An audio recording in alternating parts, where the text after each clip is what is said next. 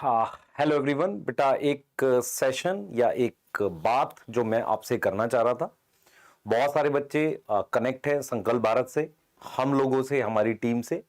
तो कहीं ना कहीं एक मतलब हमें जरूरत पड़ती है बीच बीच में आपसे बात करने की। तो जो भी बच्चे इन रीजन की वजह से इसे देख रहे हैं कि यार मेरी कंसंट्रेशन नहीं बन रही, मुझे मोटिवेशन नहीं आता है ना, मैंने खुद का बैकलॉग कर लिया है, तो मैं इनका सोल्यूशन नहीं बताने वाला, क्योंकि इसके लिए बहुत सारी मोटिवेशनल वीडियो वो देखते रहो और उसी में लगे रहो। ठीक है ना, मैं एनएमसी की कोई अपडेट देने वाला हूं इसमें, क्लियर बोल रहा हूं, एकदम क्लियर।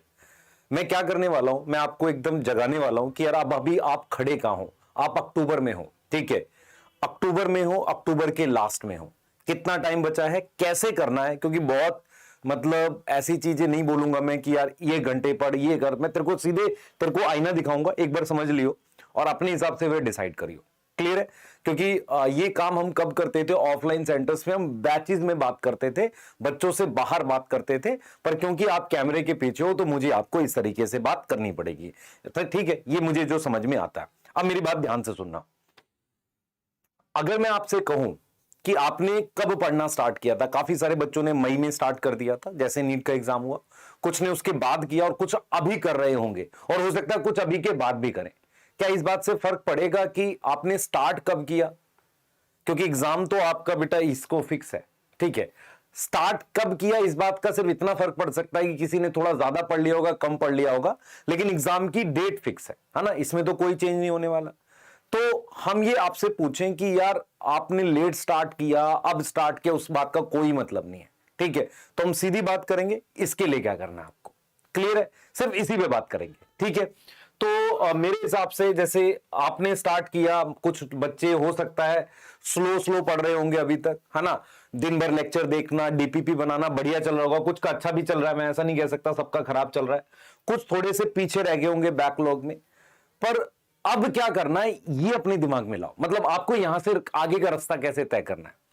तो रास्ता तय करने के लिए दो चीजें जरूरी है, कितना सिलेबस बचा है और क्या टाइम बचा है। टाइम आपको दिख रहा है, एग्जैक्टली टाइम दिख रहा है, मेरे पास नवंबर है, ठीक है, दिसंबर है, जैन है, फेब है, मार्च है और अप्रैल है। सर इसके अलावा भी टाइम है? हाँ, अभी 8 दिन बचे ना अक्टूबर के, वो भी तो हैं, और फिर मई के 4 दिन भी तो हैं। सर उसमें नहीं, उसमें पढ़ेंगे? हाँ बिल्कुल पढ़ना है। तो ये टाइम उन बच्चों के लिए जो पढ़ना चाहते हैं। ठीक है, तो ये टाइम आपके पास बचा है। ठीक है, जो आपके सामने है, कैसे करना है, सिलेबस को कैसे करना है। ठीक है, इस पे थोड़ी सी बात करेंगे, ज्यादा डिटेल में नहीं जाएंगे, मतलब जो मैं एग्जैक्ट बोलना चाह रहा हूं उसको समझ लेना। क्लियर है, तो ये टाइम है और वो आपका गोल है 5 मई, वहां आपने पहुंचना है, एक स्कोर लाना है जिससे आप सिलेक्ट हो जाओ। ठीक है, अब मैं आपसे पूछता हूं कि यार अप्रोच क्या होनी चाहिए। देखो, दो तरह से आप पढ़ रहे हो, आप किसी बैच में पढ़ रहे होगे, यूट्यूब पे पढ़ रहे होगे, या किसी भी तरीके से पढ़ रहे होगे, आपकी अप्रोच कैसी आएगी? पहली अप्रोच ये है कि आप फेब में यहां कहीं या मार्च में यहां कहीं सिलेबस खत्म करो, अपने बैच के टेस्ट देते रहो, और उसके बाद यहां पर जाकर मार्च और अप्रैल में एक टेस्ट को फॉलो करो, जिसमें टेस्ट सीरीज हो, 12-15 टेस्ट हो, जिसमें आपके 11th के पार्ट टेस्ट हो, 12th के पार्ट टेस्ट हो, और फिर फुल सिलेबस टेस्ट हो, ऐसा कुछ फॉलो करो। लेकिन मैं अगर आपसे पूछूं, अगर मार्च और अप्रैल में आपको ऐसा करना है तो टोटल उसमें कितने संडे होते हैं? सर 8, मार्च और अप्रैल में 9 हो सकते हैं। अगर मैं 4 11th के पार्ट टेस्ट दूं और 4 12th के पार्ट टेस्ट दूं, ठीक है, उसके बाद मैं एक एक फुल दूं, तो टोटल 10 तो यही हो गए। तो फुल सिलेबस कब दोगे? फुल सिलेबस कब दोगे भाई? सर उसका टाइम नहीं बचेगा, तो उसके लिए क्या करोगे? सर टाइम गैप कर देते, कम कर देते। अगर टाइम गैप कम कर दोगे, पर हर टेस्ट में तुम्हारे 8 चैप्टर आ रहे हैं, अब क्या करोगे भाई? 3 दिन में 8 चैप्टर रिवाइज करना मुश्किल है ना। तो एक अप्रोच ये है जो नॉर्मली हम फॉलो कर रहे हैं कि बैच में मस्ती में पढ़ रहे हैं, टेस्ट होता है तो दे देते हैं, मस्ती में रहते हैं एकदम। ठीक है, मस्ती का मतलब मेहनत कर रहे हैं, पर मैं ये मान रहा हूं कि वो सोच नहीं रहे कि आगे क्या करना है। तो एक अप्रोच ये है कि भाई अपने यहां पर पढ़ते रहेंगे जैसे बैच के टेस्ट चल रहे हैं, दूसरा यहां पर आकर हम कुछ टेस्ट देने स्टार्ट करेंगे। एक अप्रोच ये है। दूसरी अप्रोच ये है जो मुझे समझ में आई थी, और ये हम हर बार फील करते हैं ऐसा होना चाहिए, अगर आप ड्रॉपर में हो या क्लास 12th में हो तो ये अप्रोच आपकी होनी चाहिए। ये होनी चाहिए जो हम ऑफलाइन में भी बच्चों को बोलते थे जब मई में एग्जाम हुआ करता था, क्योंकि हम ऑनलाइन तो तब आए ना जब कोविड आ गया। ठीक है, तो उस वक्त तो अक्टूबर में होता था, लेकिन हम क्या बोलते थे, हम ये बोलते थे कि यार एक काम करो, अक्टूबर नवंबर में कोई टेस्ट मतलब स्टार्ट कर दो, तो नवंबर दिसंबर के अराउंड आप 11th पूरी रिवाइज कर लो टेस्ट के थ्रू, फिर जैन फेब में एक बार 12th रिवाइज कर लो, और फिर मार्च अप्रैल में फिर से 11th 12th और फुल सिलेबस वगैरह करो। उससे फायदा क्या होगा? उससे वो टाइम गैप ज्यादा रहेगा, लेकिन यहां पे एक नुकसान होगा। ये वही बच्चा कर पाएगा जो करंट क्लास के साथ बैकलॉग ना होने दे और जो रेडी हो अभी एक्स्ट्रा एफर्ट करने के लिए। सारे नहीं कर सकते। तो अप्रोच सेकंड ये है कि मैं 11th रिवाइज करूं, 12th रिवाइज करूं। यहां पर अब आपको एक चीज सोचनी पड़ेगी, आपको कौन सी अप्रोच लेनी है। मुझे इसकी कमेंट में भी बताना कि सर सेकंड वाली ठीक लग रही है या फर्स्ट वाली। ऑल्दो फर्स्ट वाली में सिलेक्शन होते हैं, हमने देखे हैं, लेकिन एक रिस्क रहता है कि कम टाइम में आप रिवाइज कर पाओगे। अच्छा, कुछ बच्चे सेकंड अप्रोच फॉलो करते हैं, पर वो क्या, उसमें एक गड़बड़ बस क्या करते हैं, वो उसके बीच में जो सिलेबस चल रहा है उसको ध्यान से नहीं पढ़ते। ये नहीं करना। तो आप दोनों में से कोई अप्रोच बेस्ट सिलेक्ट कर लो। अगर इसमें जाते हो तो ये भी ठीक है, पर इसमें रिस्क बहुत है, क्योंकि इसमें यह रिस्क रहता है कि 3-3 दिन में आपको 8-8 चैप्टर रिवाइज करने। इस वाले में, इसमें अभी थोड़ा कंफर्ट रहेगा, अभी कंफर्ट रहेगा, लेकिन इस वाले में क्या होगा, अभी से आपको लगना पड़ जाएगा। हो सकता है आपको मतलब बहुत ज्यादा एफर्ट पड़ जाए इसमें, पर इसमें सिलेक्शन के चांस ज्यादा। अपनी अप्रोच सिलेक्ट कर लेना, ठीक है। तो मेरा क्लियर है कि आपको जगाना है। नवंबर आ गया है, अक्टूबर जा रहा है। अब आपको क्या करना है, फेस्टिवल का टाइम आएगा जहां पर पूरी मस्ती चल रही होगी घर में, उसको भी अवॉइड करना है। उसके अलावा आपको यह भी देखना है कि एक टाइम आएगा ठंड का जब रजाई पढ़ाई करोगे। रजाई में घुसने के बाद निकलने का, सुबह उठ नहीं पाओगे, फिर तुम प्लान करते हो रात में देर तक जगेंगे। और मैंने ये फेलियर्स देखे हैं बच्चों के साथ। वो क्या करते हैं, सर ये वाला प्लान ले लेंगे पर इसका पहला टेस्ट नहीं देंगे, ये सोच के कि दूसरा अच्छे से दूंगा, दूसरा नहीं देंगे तीसरा अच्छे से दूंगा, ऐसे ही करते रहेंगे। तो प्लान तब सिलेक्ट करना जब तुमको लगता होगी तुम मेहनत करना चाहते हो, नहीं तो नहीं करना यार, ठीक है। मैं उन्हीं बच्चों के लिए बात कर रहा हूं जिनके पास लैक ऑफ मोटिवेशन की प्रॉब्लम नहीं है ना, जिनको ऐसा लगता है कि यार मैं मोटिवेटेड हूं, घर की प्रॉब्लम चाहे जो हो, मेरे घर की चाहे जो प्रॉब्लम हो, पर मुझे करना है। क्योंकि तेरे घर की प्रॉब्लम रातों रात नहीं बदलेगी बेटा। तो ये चीज दिमाग में रख, रातों रात कहां बदलती है। हमारी नहीं बदली, हमने भी पूरी कोशिश की, रातों रात नहीं बदलती। सबको धीरे धीरे धीरे धीरे उसमें एक लाइफ एक मशीन है, उसमें रन करना है सबको और खुश रहना है, मतलब ये चीज है। पर अप्रोच आप सिलेक्ट कर लो कौन सी चाहिए। अगर मैं सेकेंड अप्रोच की बात करूं तो उसके लिए आपको क्या करना पड़ेगा, आप समझ लो ध्यान से। अगर मैं सेकेंड अप्रोच की बात करूं तो उसके लिए क्या है कि मैंने खुद से, मतलब ये बोलता हूं कि मैंने खुद से, हम सारे लोग बैठे थे टीम के, हमने सोचा यार कुछ ना कुछ ऐसा प्लान करें कि बच्चे टेस्ट स्टार्ट कर सकें। तो हमने अपना टेस्ट स्टार्ट कर दिया। हमने कहा कि यार एक काम करते हैं, टेस्ट सीरीज स्टार्ट करते हैं। फिर उसमें डिबेट ये हो रहा था कि यार ऑनलाइन करनी है ऑफलाइन, बच्चों की हमेशा हाई डिमांड रहती है घर भेजो सर। तो हमने अपना क्या किया, 5 नवंबर को, आप देखो आज क्या है, 22 अक्टूबर है, आज कल जब भी मान लो, आज है 22 अक्टूबर है, सही है सर। 22 अक्टूबर के बाद ये 5 नवंबर है, कितने दिन का गैप है सर, 15 दिन। बहुत गैप लग रहा है पर ये बहुत कम होता है। इसके बीच में तुम्हारा सिलेबस भी चलेगा जो बैच का है, यस सर। पर तुम्हें अपना टारगेट लेना पड़ेगा, क्योंकि इसको कैसे करना है, जो दूसरी वाली अप्रोच है, तुम्हें हर टेस्ट को एक टारगेट की तरह देखना है। उसमें ये चैप्टर है, देखो मान लो हम टेस्ट 1 की बात करते हैं, सेल साइकिल सेल डिवीजन आ रहा बॉटनी में, ब्रीदिंग एक्सक्रीटरी सर्कुलेशन।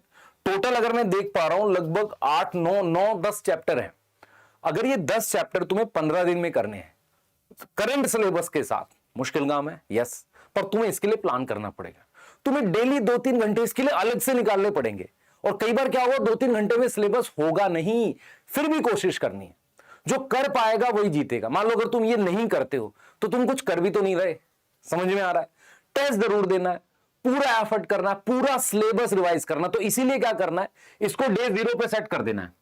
उसके बाद ये तुम्हारा पहला टारगेट है, फर्स्ट टारगेट है, इसको उठाना है। और सिलेबस तुम्हारे सामने है कि मान लो 5 नवंबर को मेरा पहला ऑफलाइन टेस्ट है, घर पे टाइम लगा के दूंगा, और 3 घंटे 20 मिनट में नहीं, 3 घंटे में दूंगा। 20 मिनट हमेशा बचा के रखो, किसके लिए सर, बुरे समय के लिए। हमेशा बचा के रखो, कोशिश करो 20 मिनट बचे। तो ये वाला तुम्हें देना है, तुम्हें ये वाला टेस्ट देना है। तो हमने अपनी ऑफलाइन टेस्ट सीरीज में यही प्लान किया था। और हम हमेशा फील करते हैं अगर मेरे पास एक भी बच्चा आता है या हमारे पास एक भी बच्चा आता है तो उस बच्चे के हम टेस्ट करा सके अच्छे से, हम ऐसा फील करते हैं। तो हम कोशिश कर रहे हैं कि वो टेस्ट सीरीज 25 को डिस्पैच करेंगे, मतलब भेजेंगे 25 तारीख को, और 5 से पहले वो पहुंच जाएगी। बहुत दूर दूर के एड्रेस है, कोशिश करेंगे पहुंच जाएगी वो, ठीक है। अब क्या करेंगे सर, 5 नवंबर को टेस्ट दे दिया हमने, हमारा सारा सिलेबस नहीं हुआ था पर 80% तक कर गए थे। पर इसके लिए प्लान करना पड़ेगा, दिन बांटना पड़ेगा कि इस दिन 4 घंटे में बायो पढ़ूंगा, तो उसमें दोनों चैप्टर करने पर होंगे कैसे, दोनों चैप्टर के नोट्स रिवाइज करने हैं, डीपीपी सॉल्व करनी है, पीएनएस करना है कि नहीं सर, ये भी एक मन में सवाल है। उसके अलावा कुछ और करना है, ये भी सोचना पड़ेगा। पर आपको मैं क्लियर कर देता हूं, जो बच्चे ये सवाल पूछते हैं ना कि सर कितना करना है, क्या डीपीपी दोबारा करनी है, आप हमेशा याद रखना, तब तक रिवाइज करना होता है तब तक जब तक क्वेश्चन आप अपने आप से ना बना पाओ। ये सवाल गलत है कि ये करना है कि नहीं करना। अगर तूने नहीं किया और तेरे से क्वेश्चन नहीं बन रहे हैं रैंडम उठा के, तो तुझे करना चाहिए। मतलब डीपीपी भी सॉल्व कर, बाकी चीजें भी कर, टाइम निकाल, मेहनत करनी पड़ेगी, लेना पड़ेगा कोशिश। मान लो तू 80% भी कर पाता, 70% भी कर पाता, कुछ तो आगे बढ़ेगा, कुछ तो आगे बढ़ेगा। ये चीज समझ में आ रही है? बोल बेटा। क्योंकि अगर तू इस अप्रोच 1 को 2 को लेता है तो 1 तो ऑलरेडी तेरे पास हमेशा रहेगी, ये वाला टाइम तो रहेगा ही।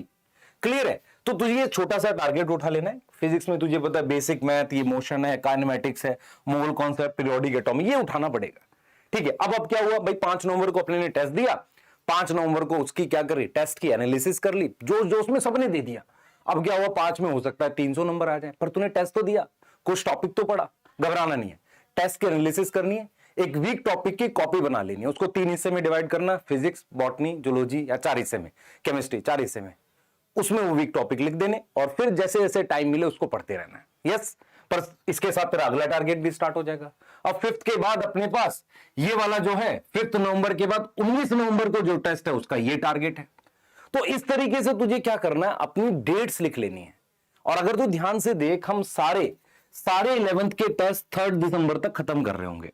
और हमने क्या किया था, खुद से प्लान किया, जब आप 11th के टेस्ट खत्म करोगे 3 दिसंबर तक, तो आपके पास मतलब ये वाला यहां तक अपने कर लेंगे सारे। ठीक है, 5th को कर रहे हैं, 19th को कर रहे हैं, 3rd को कर रहे हैं, फिर हम यहां पर कुछ क्या करेंगे, फुल सिलेबस करेंगे 11th के। यस, इस तरीके से जा रहे हैं।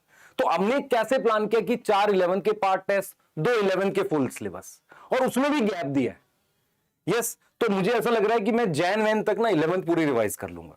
और ये मैं फिर बोल रहा हूं, ये वही बच्चा करे जो करंट के साथ कर पाए, सबसे नहीं होगा। ठीक है, ऐसे ही अपने पास 12th का है।